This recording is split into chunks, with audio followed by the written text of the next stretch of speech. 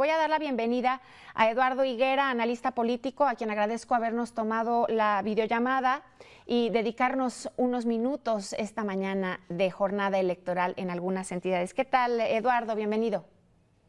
Gracias, Alejandra. Es un gusto estar aquí contigo en esta fecha tan importante.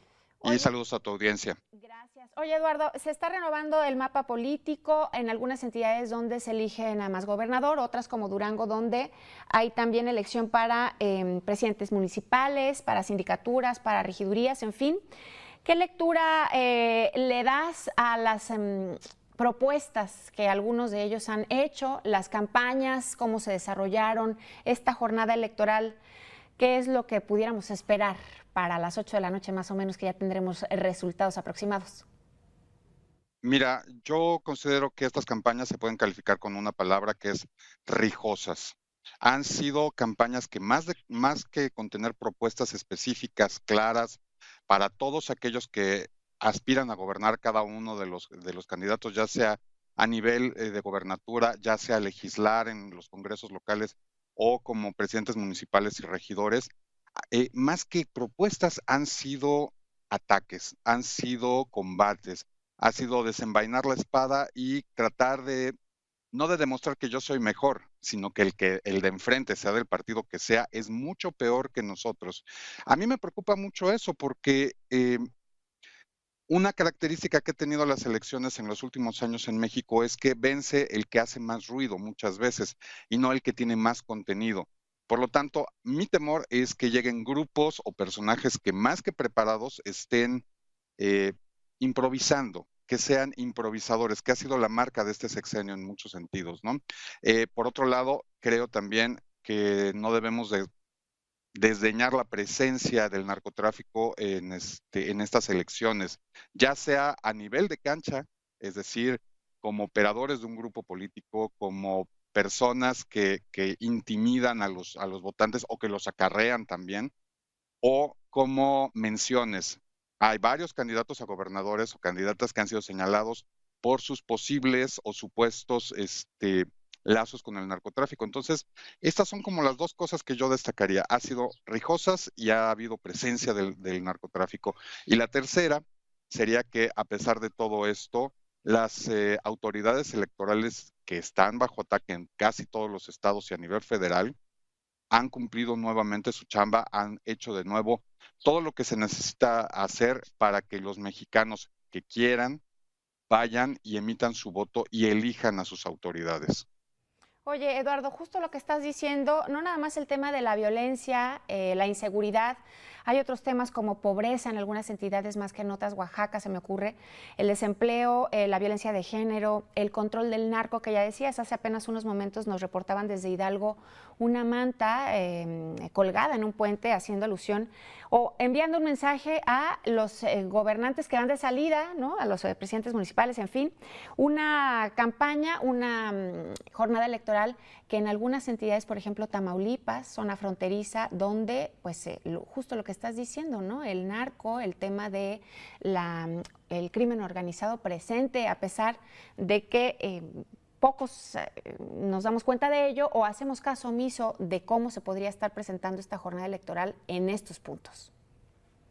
Mira, yo espero que a pesar de que hay territorios que son muy bravos como Oaxaca, como Tamaulipas y como Durango, no ocurran cosas como en la elección del 2021, donde en varios estados se levantaron operadores políticos y candidatos sobre todo de oposición por parte de grupos del narcotráfico y del crimen organizado en la fecha anterior a la elección. Yo espero que no llegue a ese grado la intimidación, porque pues todo el mundo ya sabemos que ahí está el narco, ya sabemos que ahí está la violencia.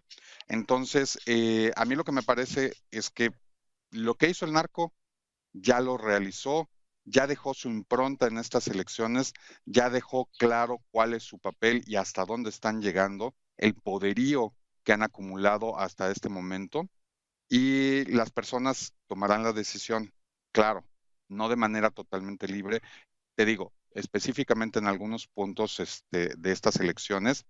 Y también yo diría otra cosa, por desgracia, parece que no hay presencia de las autoridades federales.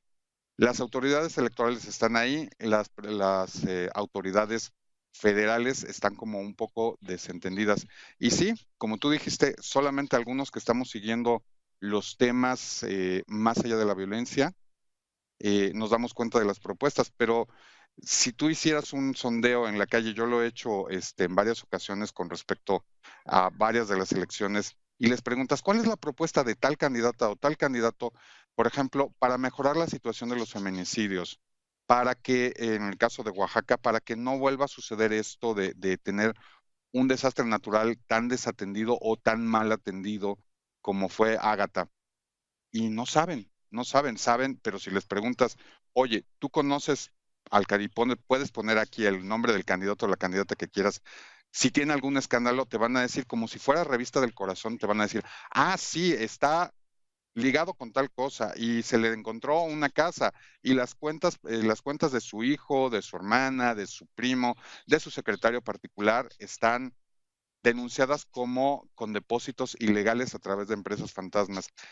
Eso es lo que ha sucedido desde por lo menos 2021 para acá. Las elecciones, en vez de convertirse en propuestas, se han convertido en revista del corazón y en nota roja.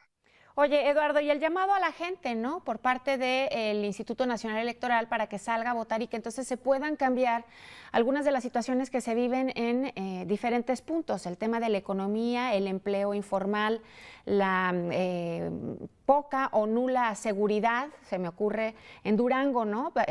Estado vecino con Zacatecas, las actividades ilegales que se realizan a pesar de la narrativa que se maneja en el gobierno federal, ¿no? El huachicoleo que está presente en algunas entidades, el tema de salud que no termina de cuajar, que no está fraguando y que, como ya decías, el tema de las propuestas, en algunos puntos se vio muy claro, en otros no tanto, y lo que la gente a lo mejor desea es que esto comience a cambiar, a pesar de que hay lugares donde la gente ahorita todavía no está saliendo a votar. Ojalá que en minutos más podamos ver otra situación, una situación distinta. Yo creo que es muy temprano para decir que no va a haber votación. Ujú. Me parece más bien que tenemos que esperar a ver cómo se desarrollan las cosas. En general en México no votamos, no somos votantes tempraneros. Así que yo creo que sí podemos esperar que aumente la votación en todas las entidades. No sé si se pueda derrotar realmente al abstencionismo y haya votaciones de 60 o 70%, pero yo creo que sí va a haber una muy buena votación. Por otro lado, el llamado del INE a votar, bueno, como estábamos comentando, el INE ha cumplido con su trabajo y uno de esos es llamar al voto, a recordarle a la ciudadanía que ellos toman las decisiones y ponen a los gobernantes que van a a generar las políticas públicas que van a modificar para mejor o para peor su situación. Sin embargo, aquí volvemos a caer en el círculo vicioso. Han sido atacados, han sido denostados, la credibilidad de las autoridades electorales, ya sean locales o federales, está en entredicho como parte del discurso oficial y como parte del discurso de uno de los partidos políticos, del partido político más importante actualmente en México. Entonces, ese llamado se diluye.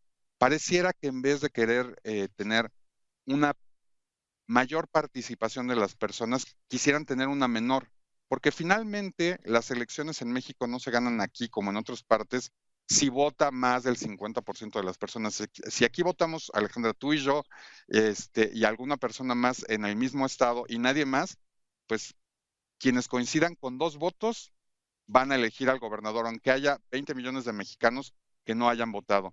Entonces, el llamado del INE es muy importante y es parte de sus obligaciones y de sus funciones. Sin embargo, se diluye ante este clima de descrédito de ataques y de descrédito que han sufrido por parte de la autoridad, desde el presidente hasta, pues, podemos hablar de gobernadores, podemos hablar de senadores, etcétera, etcétera. Es una trampa que el sistema político se está poniendo a sí mismo porque simple y sencillamente nos está dejando fuera de los ciudadanos. No, y aunado a eso, las campañas que no entusiasmaron, ¿no? En algunas entidades. Hablabas de una participación del 70 al 90%, que sería buenísimo de los casi 12 millones de votantes. 60-70%, no soy tan 60-70%. optimista.